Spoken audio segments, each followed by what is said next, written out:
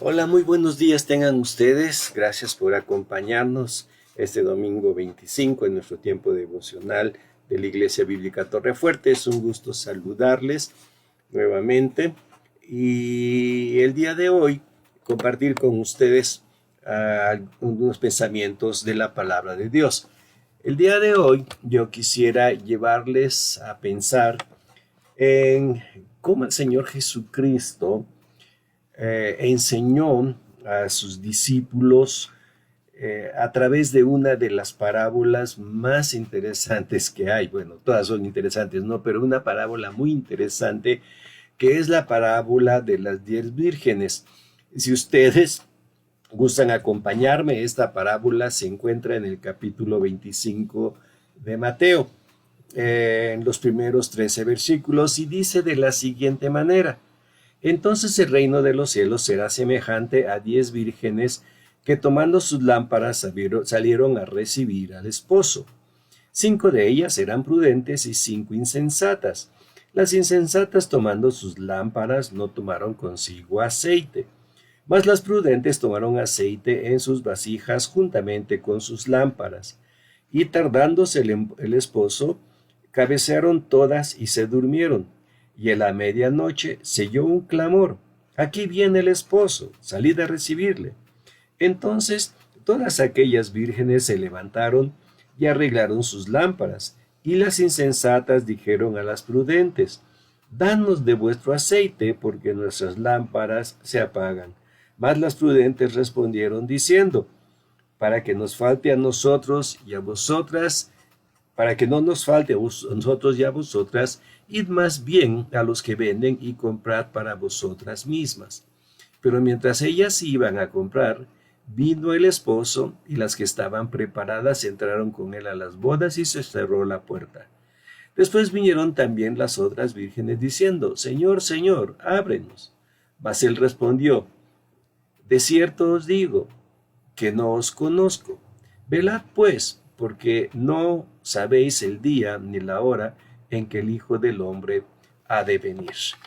Esta parábola, obviamente, ¿verdad?, tiene una razón de ser.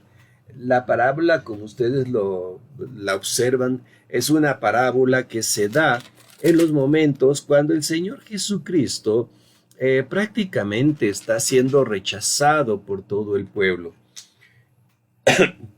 Y la parábola se enfoca precisamente en el hecho de que después de que el pueblo de Israel estuvo esperando a su Mesías por siglos, ahora que llegaba, pues lo rechazaban. Y obviamente en este ambiente de rechazo, Cristo también quiere enseñarle a sus discípulos ahora que lo que viene en el futuro es sumamente importante y que ellos deben de estar preparados. Por eso utiliza esta parábola en donde coloca, ¿verdad?, a 5 vírgenes que llama prudentes y a 5 vírgenes que llama insensatas. Las prudentes obviamente les llama así porque eran personas que estaban preparadas y que hacían provisión para lo que iba a venir. Las insensatas simplemente se preocuparon por las circunstancias. Es decir, ¿verdad? Como decir, hay una fiesta, pues vamos, ¿no? Y salen corriendo todos, ¿verdad? Sin embargo, las prudentes no eran así. Las prudentes dijeron: bueno, hay una fiesta, hay una boda. ¿Qué tenemos que hacer? No, pues hay que prepararnos, ¿no? Hay que saber qué vamos a llevar o qué vamos a dejar. Entonces ellas siempre planeaban y pensaban. Así que la parábola se enfoca básicamente en este principio, ¿no? El principio de que nosotros como cristianos, como creyentes que estamos esperando al Señor, debemos de esperar, pero siendo prudentes. Ahora, la lección es muy clara. Al final el Señor nos la dice, pues velad, porque no sabéis cuándo y a qué hora el Hijo del Hombre ha de venir. Eh, Quiero que pensemos un poquito en uno de los de las cosas que más nos atraen a muchos de nosotros, y es el hecho de pensar en el regreso de Cristo. Yo creo que usted y yo muchísimas veces nos hemos puesto a pensar, ¿cuándo será que el Señor Jesucristo regresará? Hay muchas personas que me preguntan acerca de las señales que estamos viendo, lo que está pasando en Israel, la lucha con Hamas, la situación política mundial, incluso, fíjense, hasta el nombramiento de un nuevo papa, ¿verdad? De pronto levanta una serie de inquietudes y hay muchas personas que dicen, ¿será que Cristo ya va a venir? Bueno, la verdad, ¿no? Es que pues no sabemos nosotros cuándo va a ser esto. Y me hace pensar que lo mismo había sucedido con el pueblo de Israel. Fíjense que cuando leemos en la Biblia, desde muchísimos siglos atrás, aún en el tiempo antes de David y de David, pues ya se tenía la idea de la llegada de un Mesías. Y esta llegada del Mesías se fue como que acariciando más y más y más en el tiempo de la esclavitud del pueblo. Por ejemplo, cuando llegamos a la época de Daniel, Daniel habla muchísimo precisamente del Hijo del Hombre, o sea, de Cristo, del Mesías y de su llegada, ¿verdad? Y anunciaba que este Mesías iba a llegar para el pueblo de Israel para liberarlos. Fíjense que esta esperanza fue una esperanza acariciada, repito, ¿no? Por muchos, muchos, muchos siglos por el pueblo de Israel. ¿Qué fue lo que pasó? Que finalmente cuando el Mesías llegó, el pueblo de Israel no lo quiso aceptar. Lo rechazó porque no estaban preparados. Esto me hace pensar que para nosotros también existe ese dilema. Yo creo que usted y yo varias veces hemos pensado en la venida del Señor, incluso hasta hemos escuchado mensajes sobre la venida de Dios, sobre el milenio, sobre el rapto, ¿verdad? E incluso, fíjense que me he encontrado con que hasta teorías se han creado con respecto a ese evento. Una cosa que sí debemos de aclarar es que no importa la perspectiva teológica que las iglesias manejen, el hecho del regreso de Cristo es un hecho que nadie puede negar. ¿Por qué? Porque Cristo así lo anunció. Cuando vamos leyendo, por ejemplo, el libro de los Hechos, eh, antes de que Cristo fuera llevado al cielo, ¿verdad? Los discípulos estaban muy, muy, muy preocupados y le preguntaron, Señor, ¿vas a instaurar el reino para Israel ahora? Y la respuesta de Cristo fue, pues a ustedes, ¿qué? O sea, ustedes no tienen por qué saber la información que solamente está en la autoridad, en la potestad del Padre, ¿verdad? Y cuando Cristo estaba ascendiendo al cielo, los ángeles se acercaron y les recordaron, ¿verdad? Las palabras que conocemos muy bien, ¿no? Varones galileos que estáis mirando al cielo. Y les dicen, este mismo Jesús que fue llevado al cielo, así vendrá. Y ese regreso de Cristo para nosotros es una esperanza, es algo que nosotros no podemos en un momento dado negar. Eh, Sin embargo, no sé, pero a mí me ha pasado exactamente lo mismo que le pasó al pueblo de Israel. Estamos tan ocupados en las cosas que tenemos que hacer y probablemente a usted y a mí le pase eso, ¿verdad? Este, Estamos tan ocupados en las cosas que tenemos que hacer, ocupados con el trabajo, con la familia, incluso con los asuntos de la iglesia, que hasta se nos olvida precisamente ese hecho de que Cristo puede regresar en cualquier momento. Ah, lo mismo, como les decía, no, lo mismo le pasó al pueblo de Israel. ¿Qué sucedería? A veces me he preguntado si ese regreso fuera antes de terminar este devocional. ¿Sí? Eh, que de pronto estamos aquí platicando, ¿verdad? Acerca de la venida de Cristo y de pronto, ¡pum!, el Señor Jesucristo viene. ¿Qué sucedería en ese momento, no? Yo me acuerdo que hay muchas, ha habido muchas veces en que las personas han hecho la advertencia, ¿verdad? Tienes que tener cuidado porque no sabes cuándo va a venir Cristo. Entonces lo importante es, ¿verdad? Cómo te va a encontrar cuando Él regrese, ¿no? ¿Dónde vas a estar? Y algunas personas han utilizado esto, ¿verdad? Como un apretón, ¿verdad? A nuestra vida, ¿verdad? Y dicen, ¿qué tal, verdad? Que el Señor Jesucristo viene y te encuentra en el estadio viendo un partido de fútbol. ¿O qué tal si el Señor viene y te encuentra en un cine?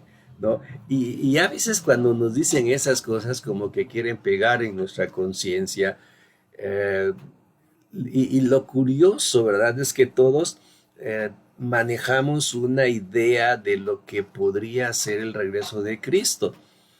Bueno, cerrando la discusión, ¿verdad? No sabemos cuándo el Señor Jesucristo va a venir, pero sí sabemos que va a venir.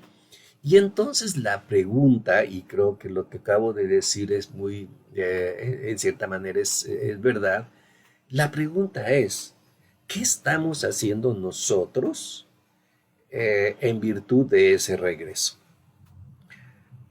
Yo sé que cuando nosotros vamos a tener visitas en casa, ¿verdad? Preparamos todo. Si va a venir un amigo, el pastor, alguien que nos va a venir a visitar, yo creo que hacemos provisión para esa visita que va a venir. Fíjense que este es el mismo principio que encontramos aquí en la parábola. La parábola nos lleva al punto cuando el esposo iba a llegar a la casa, ¿verdad?, de la boda, y todos están esperando en el camino que llegue. Pero hay personas que estaban preparadas para eso y personas que no lo estaban. Por eso en algunas veces se ha llamado a esta parábola de las vírgenes insensatas. ¿Verdad? No sé por qué, porque más bien debíamos ponerlo positivo, la parábola de las vírgenes sensatas, ¿no? Pero en fin, dejémosle en las parábolas de las 10 vírgenes, ¿no? Y esta parábola lo que viene a hacer es a darnos una enseñanza sobre qué va a pasar o cómo debemos nosotros estar esperando el regreso de Cristo. Cuando yo estaba leyendo la parábola que acabamos ahorita de leer también, me vinieron a la mente unos cuantos pensamientos que quisiera yo dejarles a ustedes para que los piensen, ¿sí? Que los analicen y los comenten, ¿verdad? Lo primero que observo en esta parábola, que me vino a la mente en esta parábola, es el hecho de la preparación. Las sensatas habían hecho provisión, estaban preparadas. Las insensatas no estaban preparadas. Obviamente, cuando hacemos esta pregunta, ¿qué tipo de preparación debemos de tener nosotros ante el regreso de Cristo? Obviamente yo no voy a caer en ese juego, hermanos, de que, ten cuidado porque tal si el Señor te encuentra en el cine, ¿no? O te encuentra en una fiesta. Bueno, eso no me voy a meter ahí, ¿verdad? Pero sí al hecho de pensar en una preparación. ¿Qué tipo de preparación estoy teniendo yo sabiendo que el Señor Jesucristo puede venir en cualquier momento? Eso me llevó a pensar en tener que hacer una distinción entre lo que es una vida religiosa y lo que es una vida de verdadera fe. Una vida religiosa, ustedes lo saben, ¿no? Se fundamenta simplemente en ritos. A veces decimos, es que nosotros no tenemos ritos. Pero si usted se fija, en ocasiones hasta el servicio dominical lo consideramos como un rito. O alguna ocasión no has escuchado precisamente ese comentario de decir, ay, esta semana no pude ir a la iglesia, a ver si no me va mal.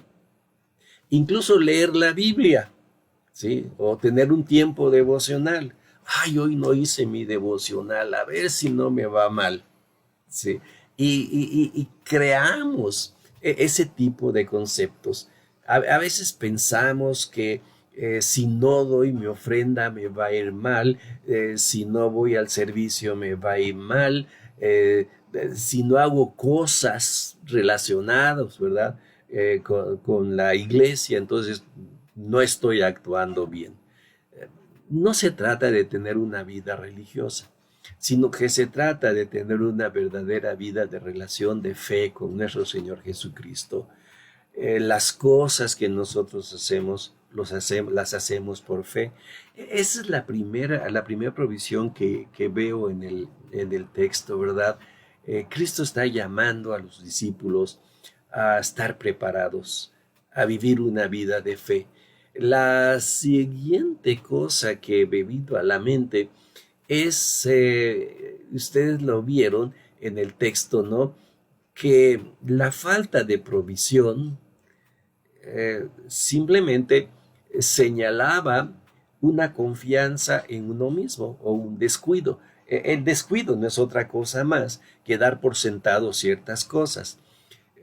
Por ejemplo, ¿cuántas veces no nos ha pasado, verdad, que salimos en el auto y decimos, ah, no, sí me alcanza la gasolina, y ¡frum! Nos vamos y se nos acaba antes de llegar a donde íbamos, ¿no?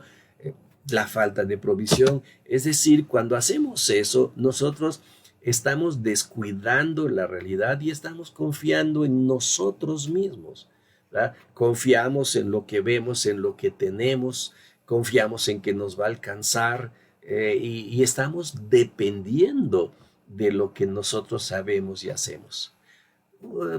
Estar esperando al Señor Jesucristo, hermanos, también nos lleva a pensar en no depender en nosotros mismos, sino depender en el Señor. Eh, para mí siempre ha sido importante no llegar a pensar que las cosas que hacemos, ¿por qué las hacemos? ¿Sí? Y si lo que estamos haciendo realmente llena lo que estamos esperando del futuro, ¿verdad?